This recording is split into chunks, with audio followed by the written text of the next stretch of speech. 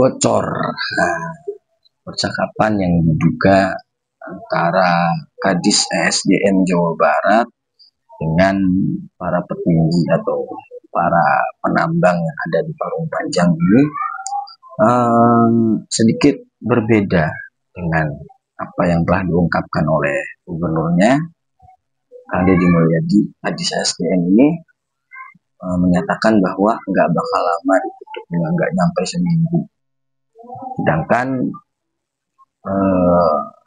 Kang Deddy Mulyadi menutup sementara dan jangka waktunya belum pasti sampai kapan. Intinya ditutup sementara, akan dikaji bagaimana solusi terbaiknya untuk tambang di Parung Panjang. Kita simak videonya bersama-sama.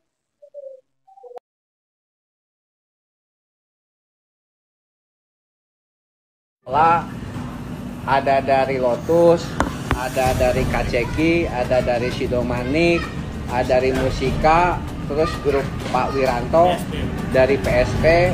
Ini kita kumpul semuanya Pak Kadis di sini. Mohon arahannya mengenai surat edaran yang tadi baru di-share ini Pak Kadis.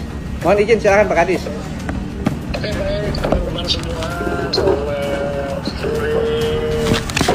Mohon maaf ada ketidaknyamanan yang terjadi teman-teman semua ya.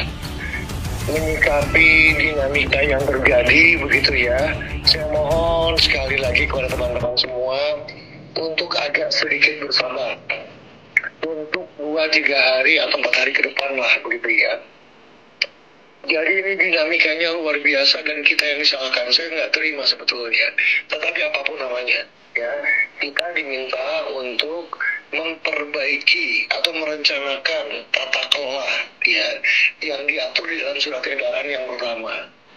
Teman-teman semua, tadi Pak Heriman sudah menyampaikan bahwasanya untuk kegiatan yang sifatnya maintenance mangga silakan sementara waktu, saya mohon ya untuk tidak berproduksi dulu ya. Berapa lama ya, menunggulah, mungkin saya yakin betul gitu ya, tidak lebih dari 1 minggu. Mudah-mudahan dinamika yang terjadi ini bisa segera selesai sehingga kita bisa berproduksi seperti sedia kala. Itu yang pertama. Yang kedua, teman-teman semua, saya tadi sampaikan ke Pak Heriman bahwasanya saya tidak ingin teman-teman itu dirugikan. Oke, ada yang dirugikan, betul, saya percaya ada. Tetapi untuk tidak begitu banyak dirugikan teman-teman, manakala memerlukan untuk suspensi, manakala juga atau misalkan untuk diperhitungkan kerugian produksi hariannya, enggak, silakan komunikasikan dengan Pak Heriman. Perlu suspensi, permohonkan kepada kita, saya akan berikan suspensi tentunya ya.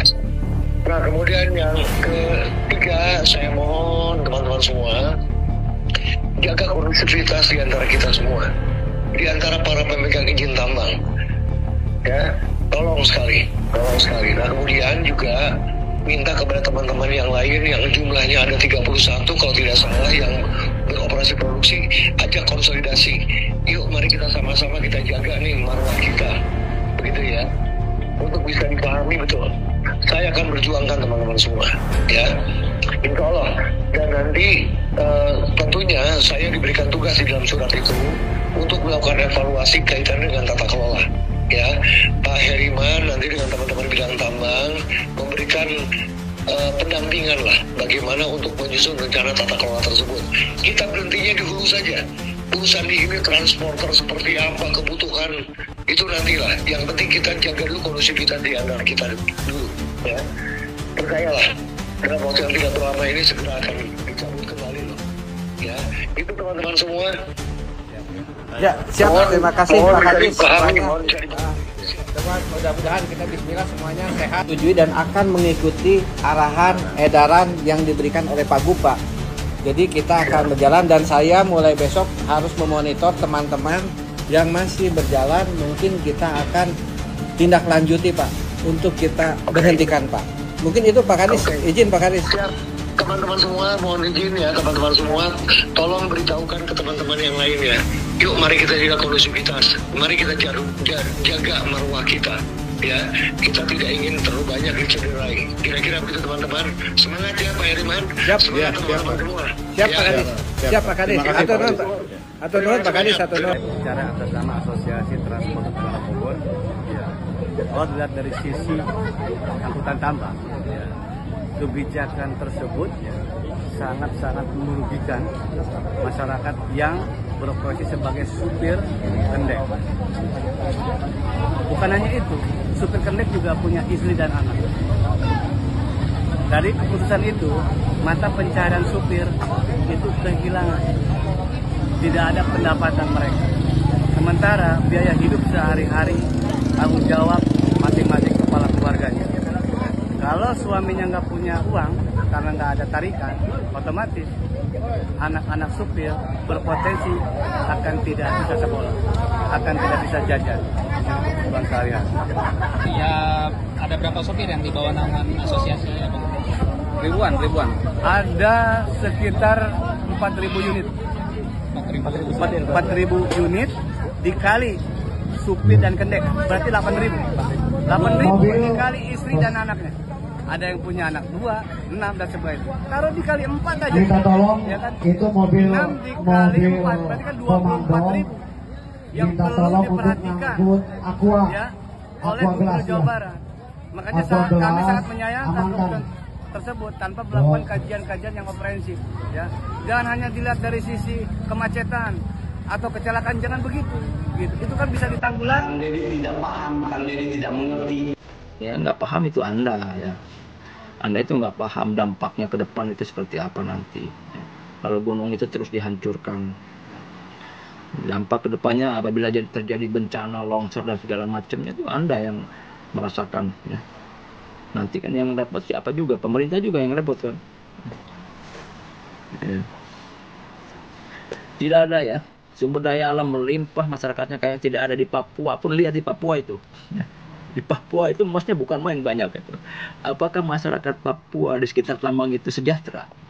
Tidak sejahtera. Dan kalian teriak-teriak membela tambang segala macam. Yang kalian bela itu yang kaya tuh, pengusahanya ya. Kalian tidak peduli dengan masyarakat Bogor Barat ya. Kalian hanya jadi bemper pengusaha aja ya. Kalian itu hidup di bawah garis kemiskinan ya, dimanfaatkan oleh para pengusaha tambang itu kan. Bayaran Bang Emok lah, kan kerja di tambang harusnya mencukupi ya. Kalau misalkan tambang itu mensejahterakan ya tidak akan ada pekerja-pekerja tambang itu terlilit hutang Bang Emok, kemudian terlilit hutang bank keliling ya, bahkan rentenir. Kalau memang nambang mencukupi ya berarti itu tambangnya tidak mensejahterakan ya. Tidak mensejahterakan masyarakat sekitar. Masyarakat sekitar itu nambangnya cuma cukup buat makan aja ya. Yang kaya raya itu pemilik tambangnya ya. Mereka yang menikmati hasil dari kekayaan alam orang Bogor Barat. Kalian itu masyarakat setempat itu hanya mendapatkan ya kuli nambang berapa per hari kan. Kemudian kalian hitung dampak kerugian dari masyarakat Bogor Barat apakah setimpal ya dengan kekayaan alam orang Bogor yang diangkut keluar Bogor ya. Kemudian kita orang Bogor tidak menikmati sumber daya alam yang kita miliki. Kita harus berpikir jauh buat masyarakat sekitar. Semuanya sudah diperhitungkan secara matang oleh Kang Deddy Mulyadi. Sudah dari jauh-jauh hari masalah Parung Panjang itu dipikirkan oleh Kang Deddy Mulyadi. Jadi bukan apa yang dikatakan Kang Muhammad Fadlan, ujuk-ujuk keluar surat edaran, ujuk-ujuk begini, ujuk-ujuk begitu. Nggak mungkin ya seorang gubernur mengeluarkan peraturan edaran itu tanpa melalui kajian yang mendalam ya, atas permasalahan yang ada di Parung Panjang ya. Begitu saudara-saudaraku yang ada di Parung Panjang, mudah-mudahan permasalahan ini akan segera teratasi ya. Saya percaya sama Kang Deddy Mulyadi bisa mengatasi masalah ini ya. Kita lihat ke depan lah. Ini kan jalan tambangnya sedang digodok nih ya. Jadi Kang Deddy Mulyadi ini mau mengumpulkan para pengusaha-pengusaha tambang ya. Pengusaha tambangnya dipanggil dulu. Jawaban KDM yang anu protes penutupan tambang di Bogor madep bijak jeung tegas lah. Benernya masalah alam mah da percayalah KDM pikiranna ka hareup.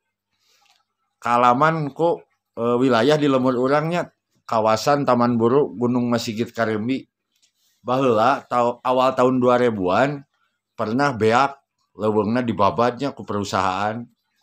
Kaina pinesna beak, kaina beak. Dampakna nepi ka ayeuna teh geus puluhan tahun masih kene sok banjir, sumber cai hese. Najan geus dipelakan ku kumaha ge geus hampir 20 tahun leuwih encan balik deui ka ekosistem anu baheula awalnya. Anu diuntungkeun masalah beuteungna harita jelas aya. Tapi loba keneh nu dirugikeunna. Ya nu di Bogor ge mungkin sarua lah gitu. KDM ge lain teu paham meureun kanu beuteung masyarakatna. Tapi KDM lebih mentingkeun meureun masyarakat anu leuwih loba. Salut lah ka KDM. Jarangnya anu wani tegas komo masalah pertambangan mah soalna putaran duitnya gede. Tapi KDM wani gitu. Jeung ketika aya nu protes jawabanna mantap KDM. Lanjutkan KDM lah. Alam kudu dijaga. Urang ngarasanya kumaha ruksakna alam teh dampakna lila gitu. Operator aksi menantang KDM debat karena tambang ditutup sementara yang terjadi di Parung Panjang. Awas nih masyarakat Bogor nih, yang terutama di Jalan Parung Panjang nih, jangan sampai terprovokasi sama orang-orang yang ingin memanfaatkan situasi ini. Karena udah kecontohan yang terjadi di Jalan Cagak Subang tuh, yang para pedagang nanas yang kena relokasi sama Bapak KDM. Ujung-ujungnya aktivisnya ngajak demo, malah nilep uang kompensasi untuk para pedagang yang terkena dampak gusuran karena ada relokasi jalan. Jadi jangan sampai terprovokasi lah masyarakat yang ada di Parung Panjang. Kalau ada aktivis-aktivis seperti ini, mending cek datanya dulu, siapakah aktivis ini, dari mana, suruhan siapa, daripada nantinya rugi sendiri nantangin KDM dengan kebijakannya, padahal itu kebijakannya jelas untuk mempertahankan sumber daya alam yang ada di Parung Panjang. Mineralnya diambil sama orang lain, tapi jalan tidak kondusif sedari dulu. Dan semenjak KDM lah, Jalan Parung Panjang bisa normal, bisa bagus, ya. Udah kecontohan lah. Daripada zamannya gubernur yang kemarin memimpin 10 tahun. Nggak ada sentuhan tuh Parung Panjang. Sampai Bekasi pun nggak ada sentuhan dari yang kemarin memimpin 10 tahun di Jawa Barat. Mendingan manfaatkan nih. Ada pejabat yang pro sama rakyat kecil. Selalu ngurusin apa yang diminta oleh rakyat kecil. Jadi jika ada operator aksi ataupun yang mengaku nama aktivis dari manapun, jangan mudah terprovokasi untuk masyarakat yang ada di Parung Panjang. Mendingan cek dulu datanya, itu siapa, orangnya orang mana, dan suruhan siapa. Oke? Di video sebelumnya saya sudah membicarakan bahwa kita jangan sampai berpikiran pendek. Kita hanya memikirkan badan sendiri, kita tidak memikirkan anak cucu kita nanti akan seperti apa ketika tambang-tambang ini dibiarkan semena-mena, bisa dibilang seperti itu ya. Karena jelas tambang ini kita membutuhkan untuk infrastruktur dan lain sebagainya, tapi kita juga harus memikirkan anak cucu kita nanti seperti apa ke depannya, dan juga efeknya akan seperti apa. Akankah aman dari bencana banjir dan lain sebagainya, longsor kan tentunya. Maka dari itu proses perizinan untuk tambangnya harus lengkap, harus benar, dan sesuai AMDAL yang ada di negara ini kan gitu.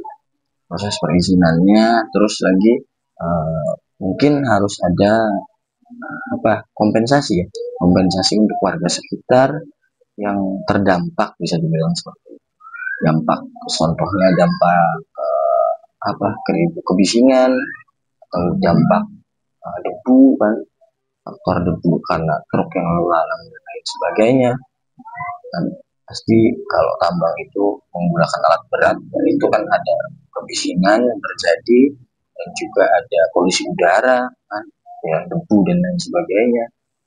Belum juga ada korban, kan, korban entah itu serempet truk dan lain sebagainya. Sampai Kang Deddy Mulyadi menyebutkan, kemarin ketika ada korban jiwa, kalian semua kemana?